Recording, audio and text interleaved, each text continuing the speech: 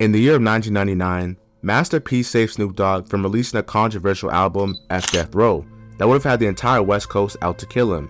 In 1998, Snoop Dogg made the surprising decision to leave Death Row Records to sign with Master P's No Limit because him and Suge Knight were having serious issues. I was working against the devil, and through the grace of God, Master P put a deal together. I signed, they signed, Suge signed, and it's official like a referee with the whistle. Snoop Dogg in the 90s was arguably the biggest artist emerging from the West Coast. At a time in hip-hop where all the best music and entertainment were held at New York City, this would all change in 1992, when Snoop Dogg would be signed to Death Row and appear on The Chronic, Dr. Dre's debut studio album, widely viewed as the top 3 West Coast hip-hop album of all time. Snoop would appear on the biggest track, Nothing But a G Thing, which peaked at number 2 on the Billboard Hot 100, staying on the chart for 27 weeks. Following the hype of The Chronic, Snoop Dogg would release his debut studio album, Doggy Style. The album was an instant hit, selling over 800,000 copies in the first week, which in 1993 was the largest selling hip-hop album ever, especially for artists making their debut in hip-hop. Doggy Style was a thorough body of work with several hit singles, Gin and Juice, Who Am I, and the most controversial one, Murder Was the Case, which details Snoop Dogg's self-defense murder case that put his career to a temporary halt when he was a worldwide superstar on the rise. On August 25, 1993, Snoop Dogg and his bodyguard McKinley Lee heard commotion outside of Snoop Dogg's LA apartment. It was a group of individuals, including Philip Waldemarian, who got into an argument with Snoop Dogg's friend, Sean Abrams. The argument quickly ended when the bodyguard showed up, and a couple hours later that day, at a Palms Park in Long Beach, California, the crew would have the same encounter with Waldemarian. The bodyguard and Waldemarian would experience a heated verbal exchange that led to pistols being drawn at Waldemarian shooting Snoop's friend Abrams, and the bodyguard fatally shot Waldemarian. Now Sean Abrams would survive, and Snoop would go to trial and subsequently beat the case and be acquitted of all charges in February of 1996. This case fueled a general debate over gangster rap and whether it contributed to gunplay, drug abuse, sexual violence, and street gang warfare in its entirety.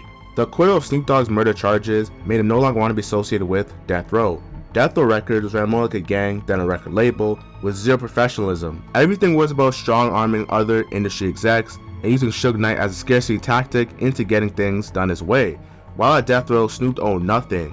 All of his cars, jewelry, houses, any form of asset he had was in Suge Knight's name. One thing about Death Row, there was loyalty in Death Row. Everybody was down to kill for everybody, considering half of them were real gang members, but there was no love or camaraderie because it was straight business. In the span of 9 months after his acquittal, he would release The Dogfather. The highly anticipated album marked his return to the music scene. The Dogfather sold around 480,000 copies in the first week, debuting at number 1. Now despite it debuting at number 1, it sold almost half his debut album, Doggy Style, which in the eyes of many appeared that Snoop Dogg was no longer as hot of an artist as he once was before. 1996 would be the year that kickstarted the downfall of Death Row.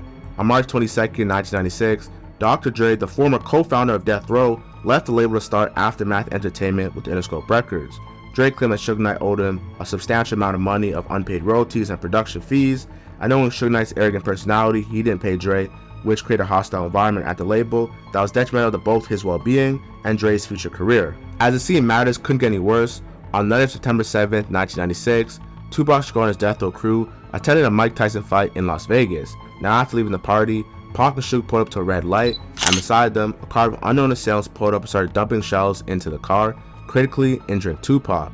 Now Pac was rushed to the hospital and died 6 days later on September 13, 1996. In the span of 1 calendar year, one of America's biggest artists just barely beat a murder charge, the main producer leaves the label, and one of the biggest artists on the label, their cash cow essentially, Tupac Shakur, was killed, and the founder of the label, Suge Knight, went to jail for parole violations.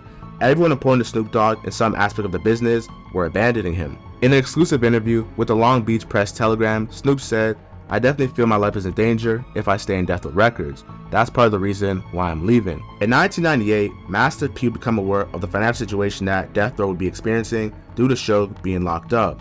Now P made Suge an offer he couldn't refuse, and P paid him a couple $1 million to set Snoop Dogg free, and that few $1 million was used to pay off all the bankruptcy and debt Suge had accumulated while being in jail. Snoop at the time hated Death Row and felt that Suge did some stuff to purposely stagnate his career. Nothing fruitful at that point ever came from the label, and he felt Suge was holding him back, and joining Master P and No Limit gave Snoop a brand new opportunity. See, that's what you gotta understand. Niggas broke my spirit. They broke me, man. They broke my spirit. Look, Doggy Style, working on Dogfather, win my murder case, Dre leaves, Tupac gets killed, Suge going to jail, Death Row want to kill me. That's all in the same year. They don't know how to run a business, and that's why the business is gone, and I'm no longer a part of them. While working as an official artist of No Limit, Snoop was in the studio with Mystical, who wanted Snoop Dogg on the song Gangsters. Now after recording the song, Master P asked Snoop how much he wanted for the feature, and Snoop, not having a lot of money, said he wanted 15, meaning 1,500. I come back the next day, Master P wrote me a check for 35,000. So I'm like, oh, I like this nigga style. So he called me into his office and asked what I had going on, and I said, I got this album called F Death Row, this mother effer hard.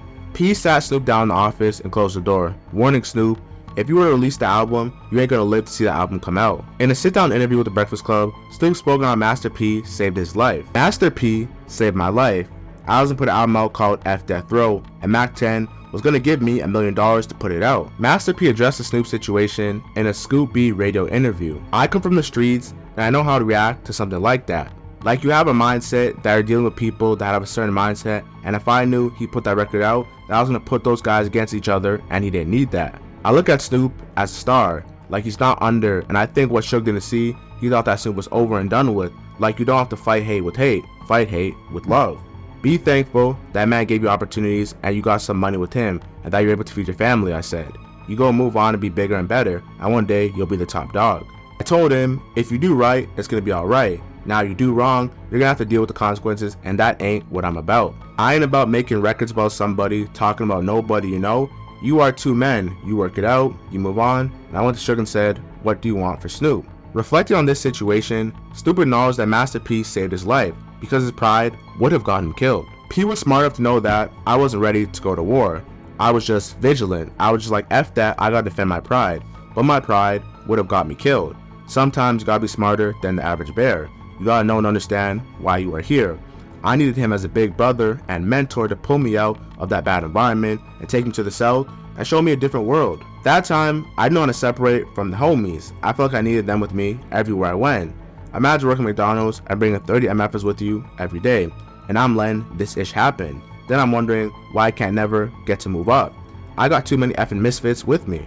Master P was extremely welcoming to Snoop Dogg joining No Limit, and took Snoop and his wife house shopping in Louisiana and put everything in their name, something that Suge Knight would never do. No Limit was a family and they moved as one. They ate together, traveled together, and Snoop Dogg often credits Master P, saying, if it wasn't for No Limit, there would be no money in rap. With Snoop being signed to Suge, the only money he saw was from performances, which may be like $1,500 back then, not very much. Snoop signed a traditional 3-album deal with No Limit over 3 years. In '98, Snoop released The Game Is To Be Sold, Not To Be Told, going #1, and a year later he released No Limit Top Dog in '99, and the year 2000 he released The Last Meal. Snoop thrived as a No Limit soldier. Now Master P is often credited for his stance on ownership and independence, as he's seen many artists face exploitation in the music industry for not having basic knowledge of how the business works. He made sure that his artists under his label had creative control and were fairly compensated. At a time where everyone was quick to sign with the 3 big bad wolves, Sony, Universal, and Warner Music, he created leverage around his label, which led to future partnerships where he retained ownership. In February of 2022, Snoop Dogg would buy back Death Row, the label that made him a worldwide phenomenon. Now Snoop Dogg bought Death Row Records from MNRK Music Group, which is controlled by a private equity fund managed by the investment firm Blackstone. Snoop would release back on Death Row to commemorate this milestone. Now Death Row wanted to become one of the most successful, influential yet controversial record labels in the music industry.